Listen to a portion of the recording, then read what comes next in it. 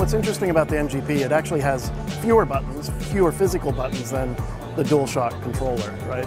But what we do have is the touchscreen, both front and rear. So we're trying to incorporate that in a lot of unique ways, because there's a lot of ideas of how touch can be incorporated, or how 6-axis or tilt, you know. And it's just, you know, for us, it's a matter of getting that feature in there and just trying it, playing it over and over and saying, does this really work? You know, because the triangle button, you know, sort of an abstract way of saying, you know, pick up this object or open this door or kick open this gate or whatever.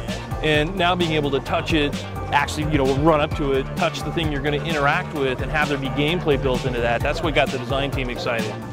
And similarly, I can actually take my finger here and just drag across the physical environment and have Drake follow. You know, because I was involved in like the very first meeting where the heads of Sony got together and said, okay, we're thinking about doing a PSP sequel, what would it be? And it's like they asked people that were making the games to sort of, you know, give their input on what this thing could be. And so we were excited about it from day one.